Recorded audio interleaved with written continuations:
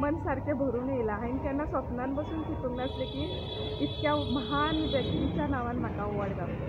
म्हाका कित्याक अवॉर्ड दिलोलो तेंच्यांनी? हांवें आयज मेरेन जी समाज सेवा केली, कोचिंग केलें। हांव भुरग्यांक दर वर्स कितें करता, 5 गरीब विद्यार्थी आहात तांकां हांव मोफत कोचिंग दिता आनी फुडें तांकां फायनान्शियल प्रॉब्लम आहा जाल्यार तांच्या फुडल्या शिक्षणाचो खर्च बसून हांव घेता आनी तांकां मदत करता।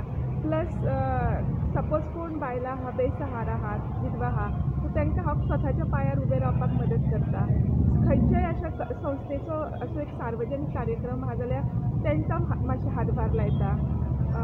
खंयच्या देवस्थानाचो उत्सव आहा जाल्यार तांकां हांव मातशें हातभार लायता, सहकार्य करता।